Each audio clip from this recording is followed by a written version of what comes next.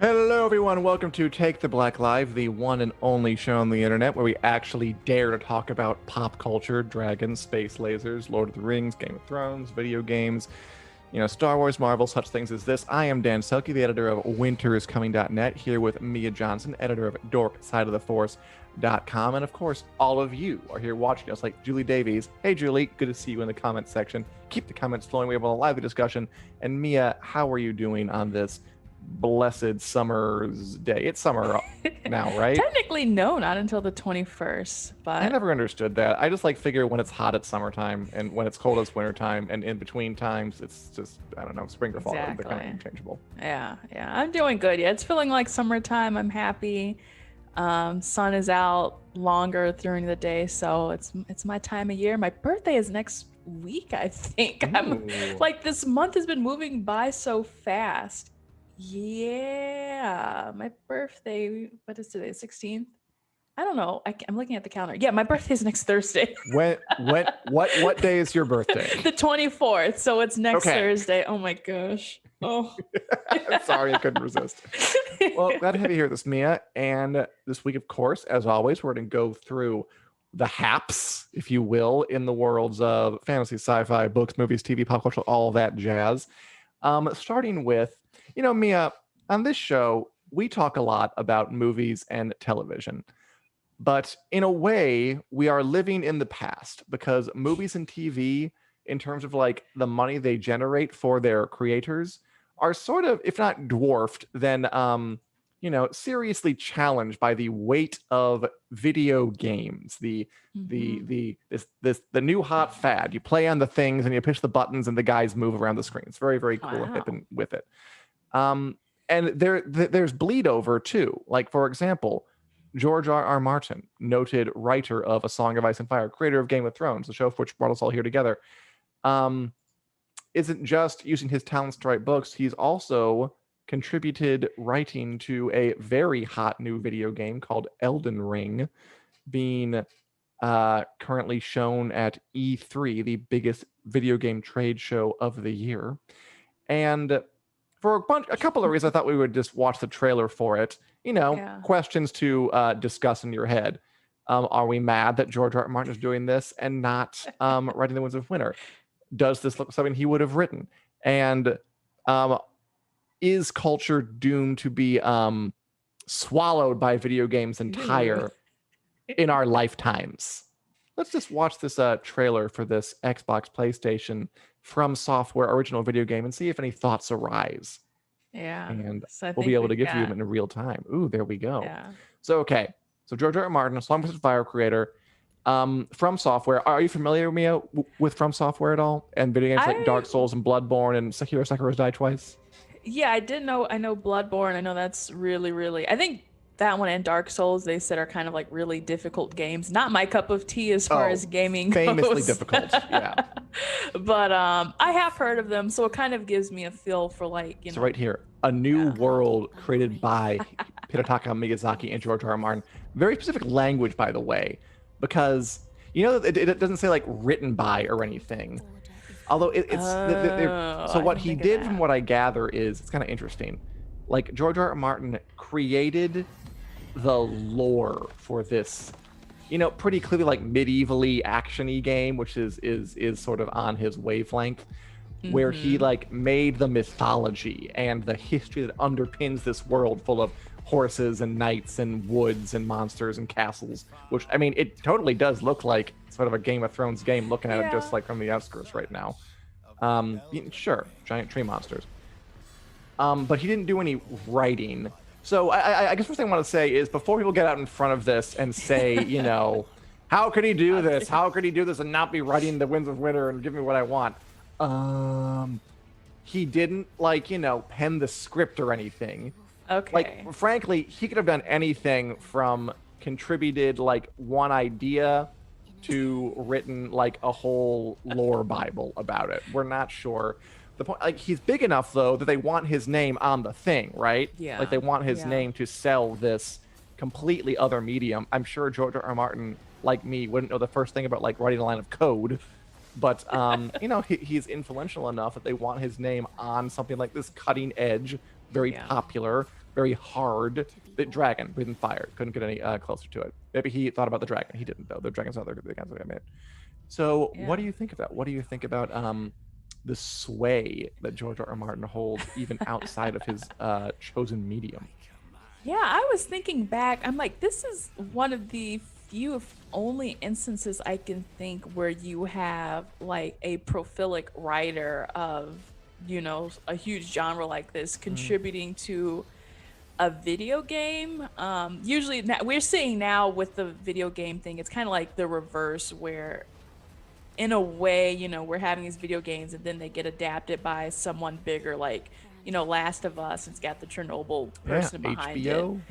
Wow. So yeah, this is kind of like, I think, realizing the strength that video games have, and what an interesting trailer that was, by the way. Let's What? see, where's my That's good. Dan cam? I got to switch back to you. There you are.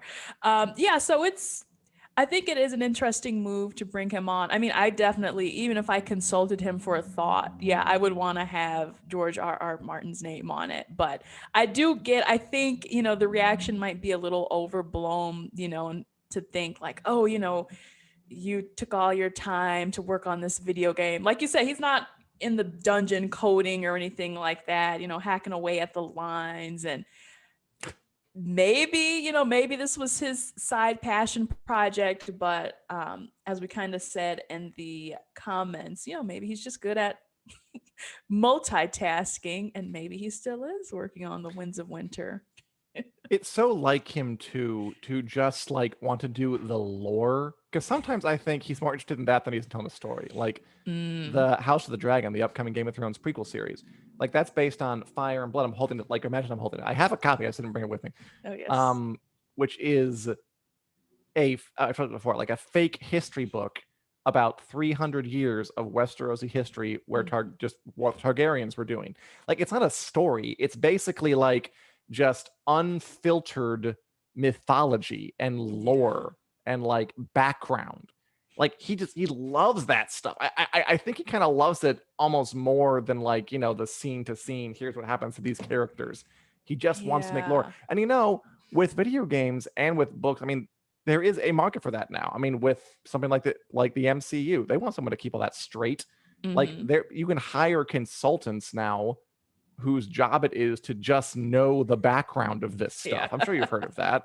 Yeah. Like people who are hired on at Marvel or Star Wars, whose jobs are just I read all the books and the comics, and Mm-hmm. you can ask me if this like lapel pin is in the right side or not, and I'll know that kind of thing.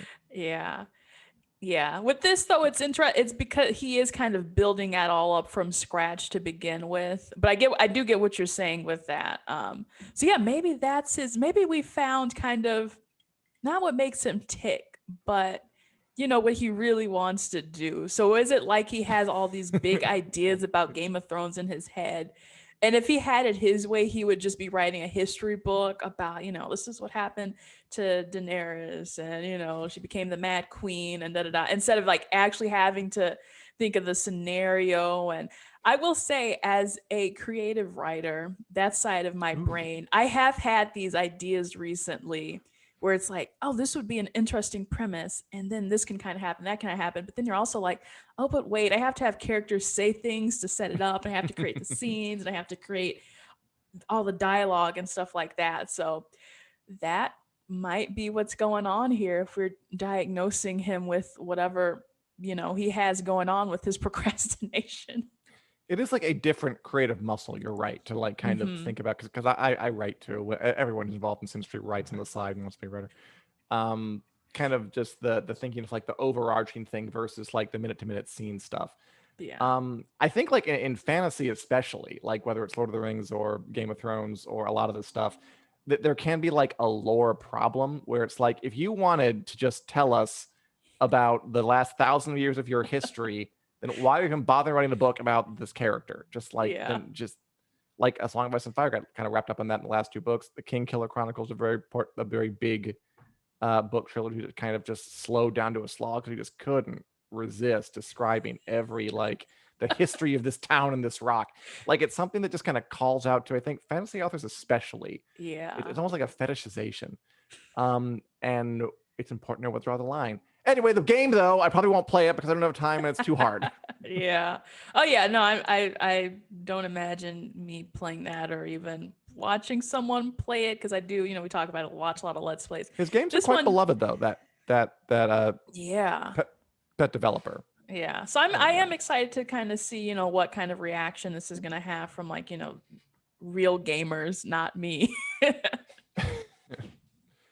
Anyway, moving beyond that, and yes, Julie, well, He's, I think we'll see a release he's had a lot of next side year. tasks over the years. I I just don't think don't it's think coming. we'll ever I'm, see the final two. I recently Sorry. found like an old video from like 2013 of George R. R. Martin, like at like he's at like a show and there's like a musical duo singing a song about how we should write faster, and he comes out on stage and smashes the guitar like Jimi Hendrix. It's kind of like a stage little Oh, sketch, and that was like 8 years ago. So just only imagine like the how that energy has sort of transmuted yeah. in the time since. Oh, Anyway, George. Mia, there are other things going on in the fantasy, sci-fi, pop culture space. We're getting a new Lord of the Rings movie. Hear about this? It's kind of Yes. interesting. So we're getting this Lord of the Rings animated movie, The War of the Rohirrim, but it's an animated movie that is made by New Line Cinema, not by Amazon, which who are making the show. Yeah. So it's so interesting to me, and it's about I believe the guy for whom Helm's Deep is named the big giant battle in the second Two Towers movie, Battle of Helm's Deep, where they all get in there. It's the big famous battle where Okay, I'm sure. Sure. okay, Yeah, whatever. yeah, yeah. Anyway, an animated Lord of the Rings epic. And I do find it interesting that it's coming from New Line Cinema, not Amazon. Do you think Hmm. they're like taking advantage of the new resurgence in Lord of the Rings chatter to draw attention back to this world? Yeah, I would say I'm pretty sure that's Hmm. the reason. I mean, it's like why not? If someone is coming up with an idea, how can I kind of ride on that wave as well? It does make me wonder, okay, what is going to be the caliber of this movie? Like I feel bad saying like how serious should we take this movie, but is it something Um, that's really gonna like be like, oh yeah, because it's animated, and sometimes it's hard for people to accept animation as a legitimate piece of work. So sometimes you're like, with the Clone Wars debate or the Bad Batch, you're like, oh yeah, this is really really awesome. Everyone should watch it. Or you're like, oh, it's animated, but it's kind of for kids. It's it's nothing. It's whatever. So I'm interested to see how those between the live action and the animated movie, how those will compare. I mean, animation is something like I would argue that for like the Bad Batch, it's not because it's kind of don't they kind of gear it to kids? Right. Yeah. And so that's what Like I'm they don't wondering. have Like, to, like they're making the choice a little oh bit. yeah, Like yeah. there are It's animated things that aren't geared mhm. that way. It's almost like the producers are buying the line on animation. Yeah. So did they? I guess this was just announced. You don't really know like if this is gonna lean more towards the adult or kind of like in the middle. I mean, like personally, as you know, we both watch animation, so I have no stigma Yeah. against it. It just kind of, like the broader perception of it, like how are people going to react to this versus say the live action movie, and will one be more popular than the other? Well, I'm assuming live action will be more popular. Well, we don't know. I mean, it's on Yeah. Amazon Prime Video. It's like like last week we talked to the gentleman from the Lord of the Rings podcast, Hmm. and it's been a while since a Lord of the Rings that since it's been in the conversation in a big way, right? Yeah. Like the original movie trilogy was hugely influential and hugely popular and very exciting, especially if you were a certain age at the time, which I was. And then the Hobbit movies came out and they were not as impactful. That's what happens when a movie sucks. And now we're kind of getting an upswing again in talk about it. And this does feel like an attempt to me to sort of have something out there in light of the fact that they're making a big live action series and like, well, Yeah. we own the movie rights. Let's try something too. Oh, that makes sense. So they have the rights to the movie. So The movie yeah, I rights. can. Yeah.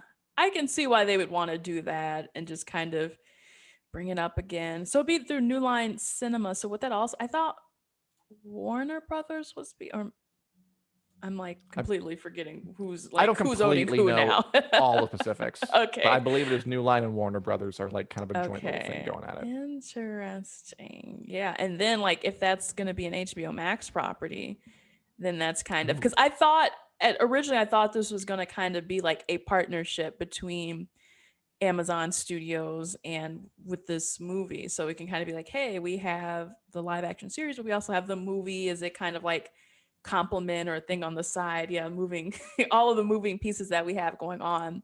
Um, but yeah, this is also interesting. It's kind of like when you have, I don't know, maybe multiple Sherlock Holmes things going on or something like Hmm. that. Like, oh, we've got Sherlock, so now let's do the CBS, or we've got, the what's the guys, the Iron Man, Robert Downey Jr. one. So Right. could be something like that where, it's your rights, hop on and start seeing, if you can go off the popularity. And of course, God bless Sherlock. I mean, that one's public domain, right? Like, can't anybody? Am I wrong about that? Like, can anybody just like, I'm gonna make a Sherlock TV show, Yeah, starring after Danny 100 DeVito, and just like do years. it I mean, yeah, we could do that. It's been 100 years, so it's if he's it's interested? all in Yeah, the public domain. Or certain stories are in the public domain. It has to. I think some other ones have not, yeah. or depending on whenever they came out. It's But complicated. That's a good yeah, That's a good Wick Club talk because it is like yeah. it is insane. Did you know this? Really, really fast sidebar because I find it interesting. Like copyright law, it would originally ended a lot sooner, but like lobbyists on behalf of entertainment, let's say Disney, Yeah. basically got it extended to like 100 plus years, where like they only contemplated it being like a few, like until the Mm-hmm. life of the person ends. But of course, Disney being maniacal, evil overlords trying to subsume all of culture, wanted everything to be with them forever. So they kind of Exactly. leaned on Congressperson Sonny Bono at the time in the Oh. 70s. Back then, or was it the 80s? I don't know. I don't know. It was a Congressperson to get it extended. So interesting story, another time. But copyright law is nonsense, and we need to get rid of it and stop Disney. As Julie says, don't like animated stuff, but I'm not sure what it is about it I don't like. As per real people, I understand it. Yeah. Um, it is just different. I don't know. I guess I grew up with animation, so I can. There are things I can switch back and forth without too much trouble. I've always Mm-hmm. found things to like in animation and things to like in live action stuff, and it's a whole other world. It's a whole other kind of a block of stuff to explore, and because animation has all its own little quirks and its own like Yeah. subgenres and things to be interested in that just you don't get at all in live action. Yeah. But yeah, That's there is a bit of a hurdle. Yeah, we'll see. And it is interesting to see how we're kind of playing with animation, like with this Lord of the Rings, with right, like the Game of Thrones anime. Oh Every yeah, yeah, time I yeah, that's say that, coming. it feels fake. But like there's also gonna be a Star I can picture Wars it. anime. Yeah, there's gonna be a Star Wars anime coming out. And they had like this literally they just announced that there's gonna be like a preview of it on like July 3rd at the Anime Expo. So it's like Hmm. again, it is a viable, it's a nice medium. Again, I think it is kind of just based on preference because I still feel like there's kind of this warm up with some people where it is like, oh, I would prefer live action, or I kind of associate cartoons with children, and I mean we have like almost 100 years of 100 years of Mickey Yeah. Mouse almost to back that up. So, Is it but really yeah, that? How old is Mickey Mouse? it's almost 100 years, and I think they, like you were saying, they're changing things so that no one touches the mouse. I'm wearing Oh, it would a be Disney. This is so an Epcot shirt, satisfying by if the way. Mickey went into the public domain and people just produced all the Mickey porn they could to make Disney so Nah. angry. Yeah, not gonna happen anytime soon with their lawyers. But Speaking of Star Wars, anything happening there in yes, that yes, galaxy? yes. So a couple of days ago, just recently, well, yeah, recently they have been doing filming for the Obi-Wan Kenobi series, which is really, really cool. Because it's Ewan McGregor is back. He's reprising his role, and he's been talking about it. I swear, I had a choir teacher who said you have to say it like that, and I was like, okay. So that's how I've Really? been saying it. Yeah, he's like, it's Ugh. reprise, not I reprise. I object was to like, that. excuse Your me. choir teacher is pretentious. he he's actually a bad character, so maybe I should stop saying it like that. There's always that one bad egg at the school. Anyway, moving on. Yeah. Yeah, so the Obi-Wan Kenobi series is officially filming, and we finally have some set photos.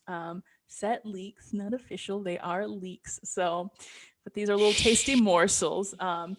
So yeah, the first one is Ian McGregor, who we see him spotted here. Now he is wearing, they have to wear like these, robes to cover up their outfits. He's got a nice little book, his So, like, glasses case. what I love about this is that he's wearing this robe, but like, Uh-huh. what are the odds he's not wearing a brown and beige tunic that he literally always wears under that? Yeah, I'm 100% certain. He was like, I'm wearing a lot of brown in an interview. So he's got the brown boots, the brown pants, and I'm Obi-Wan pretty has sure, an outfit, yeah, he's got an just like, outfit, and it's under but there. it's exciting. You don't understand, Dan. You guys deal with leaks all the time. It's exciting to see. Like he hasn't been in this role since 2005. So it's like, oh Oh my no, gosh, he's I- back. I'm objecting to the robe is my Oh, objection. Like, what's the point? Like, we all know what Obi-Wan wears. But, okay, I go think on. honestly, I think it might be more logistics Hollywood wise to cover up, the cost, like, so maybe you Maybe don't that's get it. dirt and Yeah, debris on it, good point. someone's got cigarette ash. I don't know. But yeah, it's Hayden really Christensen, just like a chimney on there. yeah. It's really cool to see. They also had a random stormtrooper on set, which Ian McGregor had also talked about. He's like, yeah, I never worked with stormtroopers before, so it's Ooh, because he that's was an accent. always in the Clone Wars, they're dealing with clones, so now we're in the Empire era. But the most interesting one was Indira Varma, who now what character does she play on Game of Thrones? I have it here. It's Ilaria Sand. Is that correct? She did play Ilaria Sand on Game of Thrones and Yeah, Dear Varma. I did my research. Exactly. The vengeful lover of Oberyn Martell, who came to Ah. a bad end, wasn't very loved on the show. She had a great ending scene where remember when Cersei locked her in a dungeon and then Oh poison yeah. kissed her Oh, daughter and then left her to watch her die and that rot. oh that was a That was scene. pretty good. That was a scene. So that's her, right? I always get that little reminder. And it was She's weird good. because Disney excluded her from their announcement of, they were like, here's all the people. There's Did they? Hayden Christensen and I think Kumail I and thought she was Johnny, on or there.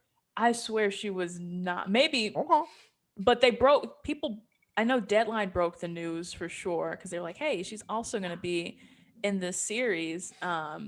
And of course, they're never going to be like, here's her character. But now it's Oh like, yeah. oh, she's an Imperial officer. That's cool. Supposedly, yeah. So yeah, it's interesting to see. We've got like Obi-Wan Kenobi. He's on Tatooine, but he's also, I guess, outrunning the law, outrunning the Empire, outrunning Sure. his In old buddy hiding, Darth exile. Vader. So, does this get you excited for, the wonderful world of Star Wars, Dan? Yeah, I'll watch this. Yeah, why not? Yeah. I mean, Ewan McGregor is not. By the way, Christian, when you say that, okay, I was wondering, he was wondering how they explain the rapid aging of Obi-Wan Kenobi. Isn't this about right though? Because this is after the prequels are over and before A New Hope. And in A New Hope, he's Alec Guinness, like old, and Ewan Mm-hmm. McGregor's like I think he's about the right age to like play this kind of Yeah. middle-aged, cave squatting Obi-Wan Kenobi. I think maybe like a It is, little older, but I think I this think it's about one, right because it's like years later. but it's only like 10, maximum 10, I think. But wasn't like in Revenge of the Sith, he was playing older than he was. Because like those Possibly. movies take place over a while too. Yeah. Because like Jake Lloyd grows into Hayden Christensen, and then Yeah. gets a scar. So like years pass in those things. I I'm still gonna think say I it's, think it's about the right age. I don't know, because it's like, okay, he's this, and then let's say, given another 10 years, he has to turn into Alec Guinness. To me, timeline wise, it doesn't add up. But again, you just kind of have to suspend, that disbelief and just go with it. Well, Ewan McGregor's like I'm gonna guess like 50 or something. I'm I looking up think right now really quick. It's He just exactly had his 50. I am birthday. so Yeah. good. Yeah. Like 50 or something. And like a 2021 50 is like a 1979 35.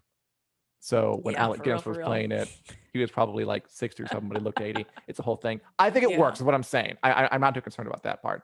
But yeah, I'll watch it. I thought he was one of the better parts of those prequel movies. I thought he came out of it pretty unscathed. Mm-hmm. I feel like the only one who came out of it pretty unscathed. And he's good. It's a short series, I like Indira Varma. I mean, I want to see Hayden Christensen and Obi-Wan Kenobi cross swords again. That'd be fun.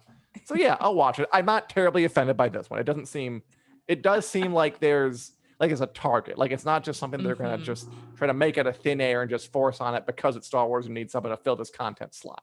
Exactly. Yeah. It seems like there could be a good story to tell here. Although, did you hear the rumor a while back that this show was going forward, the Obi-Wan Kenobi show, and then they like kind of shut it down for a while because it wasn't working.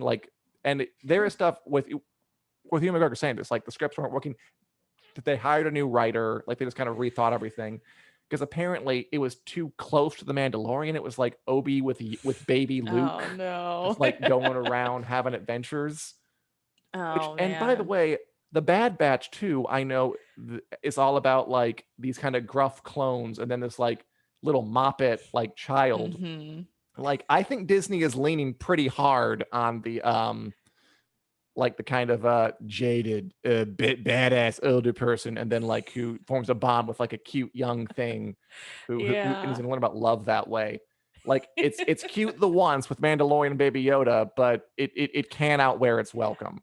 Yeah, you can only pull that gag so many times. And while I think it might have been interesting, I think I would really only want like a small little scene with Luke Skywalker where you're like, oh, that's him, and then Mhm. you kind of move on and let us see the rest of it. We've seen enough of the Luke Skywalker, and I say this as a Star Wars fan. So yeah, that's my 2 cents. See him dirt farming from afar. By the way, quick comparison sidebar. When I was young and I saw Star Wars, I thought like dirt farming literally meant like farming dirt. And I was like, why would they do that? That seems like there's no money in that. But no, it means like bad land that you're farming. And now I know that. And we just But move Luke is on. a moisture farmer. Oh, he is, isn't he? The dirt isn't Wait, that's that stupid Dune? too. What do you mean moisture farming? Well, he's from the bad moisture part of the town. I don't know. He's from the Dune knockoff planet. Exactly. But yeah, so But yeah, it's that's exciting happening. times. It'll come out sometime, 2022, it looks like. And Cool. yeah. Yeah, I'll I watch guess. it. It looks good. I assume you're looking forward to it. Julie will Oh pass. yeah. Yeah. Well, yeah. Listen, to each their own. Mhm. Did you watch anything But else over the weekend, Mia? Because there were some cool yes. releases coming out. Not necessarily sci-fi fantasy, but some fun Yeah. stuff. Let's see. Which one do we want to talk about first? I want to actually deep dive into Loki. Can we go into Loki We can. first? Yeah. Loki aired this morning, second episode. A Uh-huh. good time. Yeah, you go first. Okay. I was going to have that be our breakout topic. And then I was like, oh, we got a lot of stuff in the show, but I still want to really, really talk about it. I watched this episode 3 times now. Did you? I watched it once on, the preview week. I watched it again when it aired last night. And then I happened to put it on again today, kind of like in the background and just having my attention, Yeah. And I feel like I always have to preface this. I am so biased towards Loki that it hurts. So I think that's kind of why. He has a fandom. He has a fan I club, think, Loki. yeah, I think that's why I'm just kind of putting this on. It's, you hit the play button, it's giving you that serotonin boost, and you can go on about your day. Bam. But no, this episode was different in a lot of ways because the first one was a lot of setup. It was kind of slow paced, a lot of talking. This one also had a lot of talking, but I think for the Marvel fans who are like, ooh, I want to see some, bam and some pow and all that, you get a lot more of that actiony stuff. You get a lot more of that high suspense, high octane stuff. I didn't like the holding out for a hero soundtrack over that first fight scene, if only because I've said like weirdly, like it was in that He-Man trailer. It was in that Guardians of the Galaxy game. Yes, like, okay. What does Bonnie Tyler have on these people? Yeah.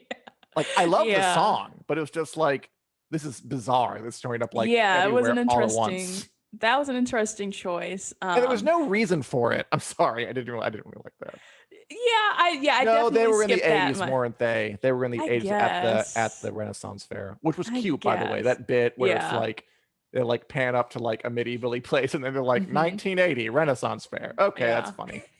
I was like, I bet this is a Ren fair and they're going to subvert our expectations. Boom, I got that right. But I do like how, they had a lot more humor. My favorite scene is just when they're going to test now these timelines and, where is this Loki hiding and why is this happening? And then they go to Pompeii and Loki starts, causing That was chaos and he's cute. releasing the goats and he's telling everyone they're going to die in Latin. I really, really love that scene. I could probably watch that as a YouTube clip over and over and over. That was great. Um, I mean, I really enjoy just. I was reading today that the guy who runs Loki is a Rick and Morty writer, and you can mhm. definitely kind of see some of Yeah. the how do I say it? The like kind of the un, the creativity behind that show and just kind of wanting to make these esoteric references. Mhm. It was definitely fun that they went back for like a nerdy guy like me, like going back to Pompeii to. Yeah. I'm sorry, because you might have to plug your ears for this part. We'll Yeah, try yeah, to we're gonna avoid the talk big spoil. spoiler, although no, we aren't. We're gonna spoil Yeah. everything, aren't we? Um, I definitely appreciated just like an esoteric reference like that, like a historical Mhm. reference that's not that obscure, but still Yeah. fun to Yeah. play with, and also the bleakness of it. Like they're all gonna die, and Loki's like having a great Yeah. time. Like that's Yeah. fun. Yeah. It's funny we were talking about my brother was texting me as he was watching it and he was like talking about how they have all these different Lokis and they were showing them off today. My brother was Right? like, Oh, "Oh, I would cute. love to see an episode where he goes to like the citadel of Lokis and he has to be judged for his crimes." I was like, "Did you know that the head writer for this came from Rick and Morty?" And he was like, "Oh my god, you have to be kidding me." Oh, So, yeah, it's it so all over it. The it whole like definitely the gives that giant vibe. time bureaucracy thing is very much Yeah. something that Rick would want to tear down Rick and Morty. I can definitely see it. Exactly. So yeah, I like this. I love these little undertones of sci-fi as well, just with the Hmm. soundtrack, and it's also giving me Doctor Who sort of vibes, especially now that, and this is like the big spoiler, we're hunting this Loki who turns out to be a female version of Loki. I've seen some theories where people are saying, what if it's not like the actual Lady Loki, though? This is Sophia DiMartino. She was excluded Hmm. from press. She had to keep her, role completely quiet and under We all wraps. knew though. Yeah. Yeah, I was like, I know she's going to be playing some sort of version of Loki. They've kept her out of the press. I know what's going on. But I've seen in some of the Twitter conversation today that they think she might actually be Enchantress because she has blonde hair. Lady Loki I've seen has black hair. Hmm. Um, there's something about the horns that match up to the comic book, and in the foreign credits, someone has her character listed as Sylvie, um, and that's the name of the enchantress in one of the comic books. So it's like, oh, that's very I'm gonna interesting. hope that's Mephisto theory nonsense that we just get a good story about a Loki female variant, but we'll see.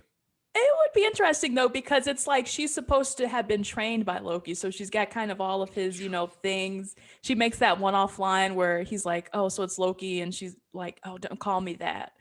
And she has this kind of attitude about it. And he just when he sees her, he just says right. So it's like maybe he does know Mm. this is Enchantress and that he trained her and that I don't know. I have there's a lot of things swirling in my head right now. I mean, with this series, I guess I'd go along if there was a bunch more twists because this kind of seems like the nature of it. It is Hmm. extremely sci-fi and it is extremely out there, and it's a good show to kind of throw things at the wall and see what sticks because the concept is Yeah. so wild and crazy. You can get away with a lot.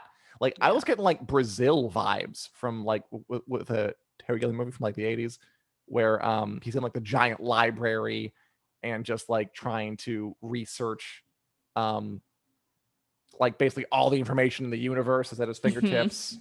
That was very cool. I loved his little light bulb moment because those are hard to pull off, Yeah.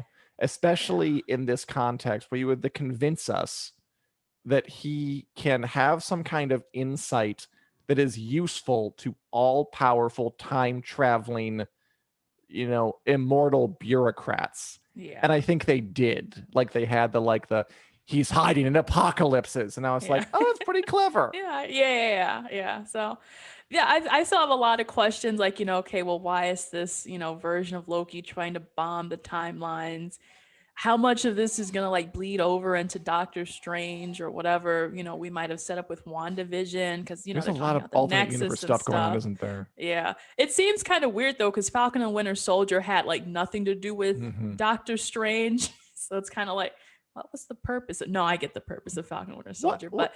but Not but everything no, has to be related to the next alternate universe bit. I suppose, yeah. But I had just been kind of overthinking. I actually think I want this to be like our July WiC topic, to kind of do a deep dive into the, I call the first wave of Marvel television. So Okay. I don't have to keep rambling off here, because I can and I will, Dan. Spoiler alert, I'm thinking of for June now doing copyright law, but we'll see. Oh yeah, you're the lawyer, so I took a communications law class, so maybe I can dig up some of that stuff as well. It'd mostly be me to just screaming about how Disney ruined everything, I'm guessing, but we'll see about that too. Wow. But yeah, I liked it. I'm intrigued to see more. I don't know. The problems I had with the first two Marvel shows is that they both, I thought, got too hung up in the end on setting up the next part of the MCU. Mm, And just like talking about like, who is Lady Loki? Like she's appeared for like 3 seconds. Why don't we just let her have like her own arc first? And then if she wants to go somewhere, she can, or there's some kind of development we don't know about. I'm gonna put this in our notes, because I want to have this conversation this month. We can do the law. Next month, I might want to really have this conversation about like the I was first saying I wave will and do like that. how do we. It might be too hard, so we'll see what happens. Okay, but no, yeah, I'm gonna write that down, because I am curious to, after this all pans out, like how do these three television shows stack up to one another, and what does so that far mean Loki's the going best. forward? What do we? I will say that so far I'm enjoying Loki the most. I Yeah. think it's the most fun. I think it's got the most cool ideas. I think I love the chemistry between Owen Wilson and Tom Hiddleston. I think it's really, really good. Yeah. And like again, you need something to ground that, to like ground this out there sci-fi show. And just I love like them talking at the lunch table and Yeah. going over books. I think it's a great counterpoint to the crazy wild stuff happening. Just a really good show all around. And I hope they don't, kind of fade out or like Yeah. sort of Turn like the boat whimper over out at the with end. an attempt to just kind of expand it and make it bigger than it can sustain, like the other two kind of did. Yeah. But we'll see, won't we? There are 4 left. July 14th is the finale. I think we also both watched In the Heights. Not it's kind of sci-fi. People don't just break into song on the street. Well, yeah, Lin-Manuel Miranda, he's pretty popular, so I just want to kind of share my thoughts with this, which I originally wasn't gonna watch it. I was having a Harry Potter movie marathon over the weekend, but sitting down for dinner, I was like, everybody's talking about this movie, so I'll see it. Yeah, Anthony Ramos was in the lead. He's really like a Lin-Manuel Miranda Jr. Oh yeah. In this. And if you're familiar with Hamilton, which like you get the idea that Lin-Manuel Miranda was like in the casting room and like, no, too tall, no, too short. Yeah. Oh, that one looks like me. Or like if I was sounds like him handsomer, too. Yeah. So yeah, at the beginning it was a little cringy to me because it sounded so much like Hamilton. I'm like, this one came first technically, so I get it. But I was like, does Lin-Manuel Miranda not have like any more flexibility or style in this? But as it went on, there was a lot. I enjoyed the numbers a little bit better. They had a lot of emotional scenes, and it was fun. It gave me something to do. So I was like, okay, it's a decent movie. Musicals are kind of like animation. There is a bit of a barrier sometimes to cross where you have to like just kind of sink into why are they all singing? Like that doesn't make any sense.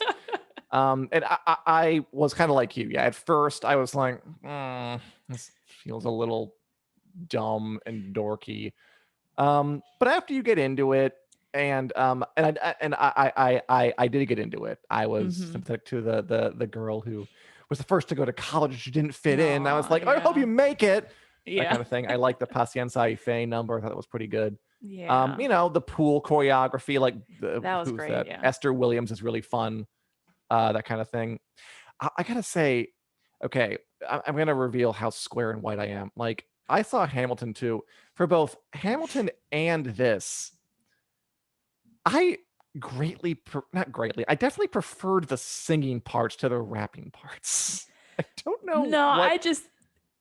I agree with you. I think his Lin-Manuel Miranda's rapping style is a little cheesy, and again, it's the same over and over. Yeah. Yes, yes, yes. That could be any song. The son of a Dominican. Yeah. Yeah, it never, like, I liked some of the songs. Like, I remember some of the Mhm. songs.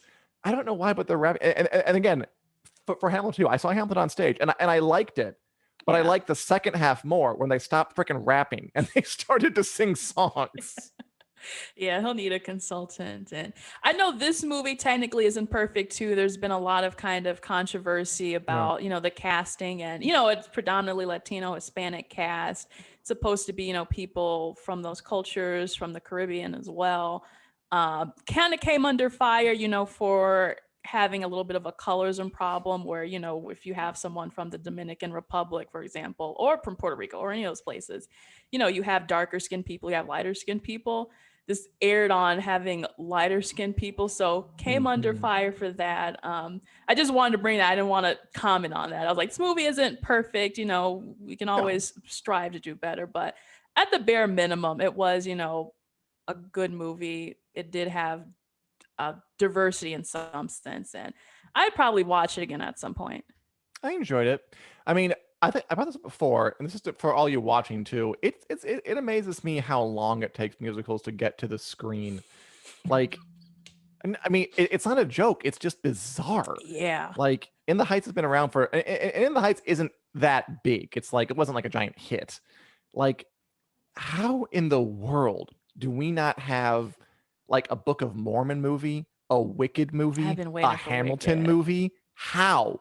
Yeah. How did it take 30 years to get that piece of crap Cats up on screen?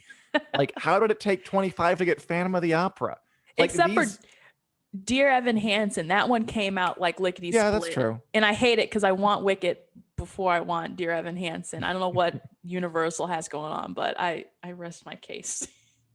I mean, like, and for like those two, for like Phantom and Cats, like it was like long after those crazes had died out, Yeah. like decades after those crazes had died out. The pipeline was really, really, really slow. I imagine because there's like rights or something, and they don't want to give up.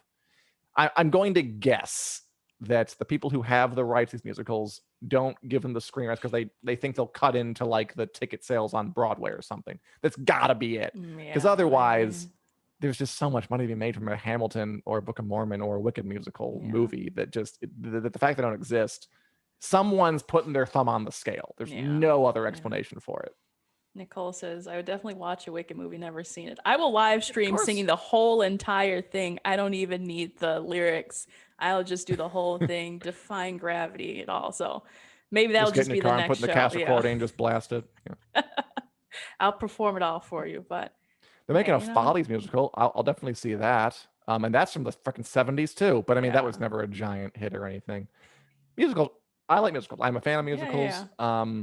I feel like people struggle with them though. Like they haven't. There's like people don't quite know all the time how to direct a movie musical well. It seems like there's a lot of traps they fall into.